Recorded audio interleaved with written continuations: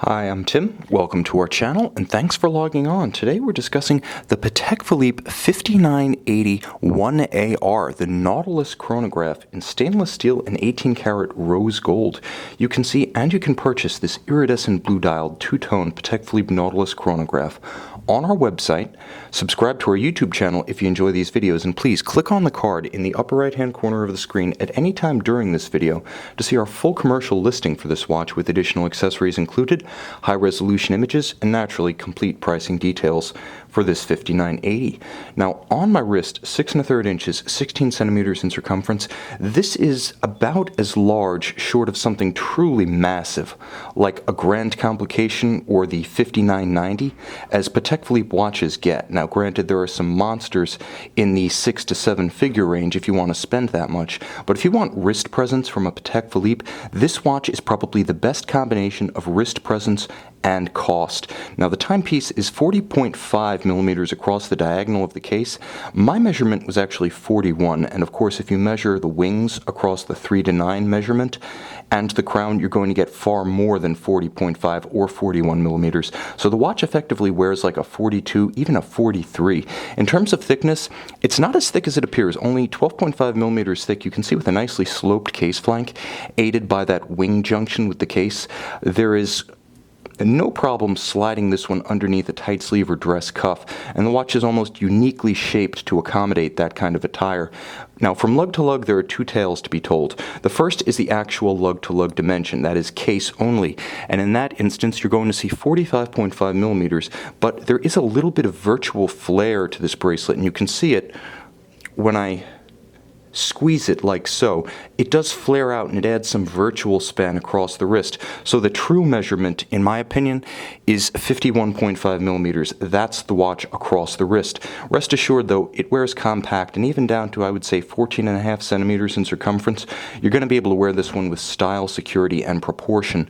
Now, it has a tremendous bracelet, as you'll see, beautifully finished. The finishing is what you pay for when you buy a sports watch of this echelon, and you may as well just get a bracelet whenever you buy a Nautilus, because it's almost like you're doubling the amount of hand-laid artisanal craft that's invested in the watch. Entirely hand-finished, you'll note it's also remarkably discreet. It has the small clamshell bearing the Calatrava cross, and then once you undo the clamshell, there is a double fold deployant, and I will demonstrate that in practice, that is entirely polished within its interior and its swing arms. No unfinished surfaces, and of course you'll note wonderfully discreet, that Calatrava cross, almost like the crown clasp on Rolex, the only sign of the partition point between the two halves of the bracelet, also providing additional security with its clamshell action, because this is a very heavy watch on the wrist. Now, you'll note from this angle that bevel lights up along the flanks of the links. Polish is used in discriminate, minimal, and high-impact fashion. Getting the most out of what is there actually appears to make less more in the finish of this watch. Now, there's a beautiful taper to the bracelet. It's the kind that you can see visually, but when you run your hands over the bracelet, you don't feel the individual steps. That's how good the tolerances are. Now, of course, we find our way back to the heart and soul of any Nautilus, which is the bewinged case. Now, of course, the wings, no longer part of a monoblock case construction, nevertheless add an important second dimension to this watch in the two-tone that you don't get in the steel. Because of the way they caress and envelop the flanks of the case, the wings here have an aesthetic purpose that's largely lost on the pure stainless steel models. Now, you'll also note that the metalwork here is impeccable. Brushed on the top, polished on the flanks.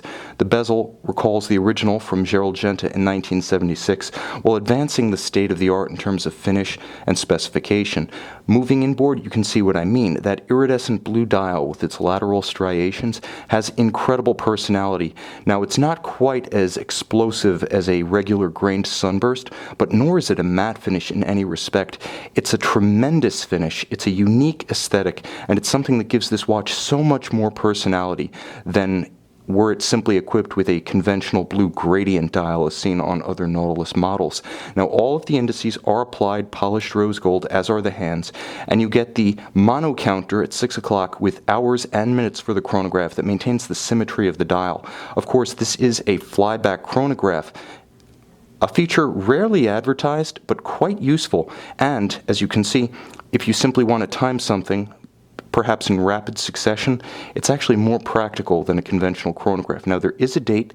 It does feature a quickset, but the quickset is actuated by a corrector on the flank of the case, not through the crown. This is part of the legacy of the 5960, which is very closely related to this movement in terms of architecture and operation.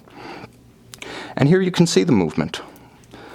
Let me find an ideal angle, but this is the caliber 28520 in its 5980 guise, which means 45 to 55 hours of power reserve, automatic winding, unlubricated ceramic rotor bearings for high efficiency operation, and sealed for life. It features Patek Philippe's signature free-sprung Gyromax balance, but also with the Spiromax amagnetic hairspring, and of course the Patek Philippe seal, attesting to the standard of finish.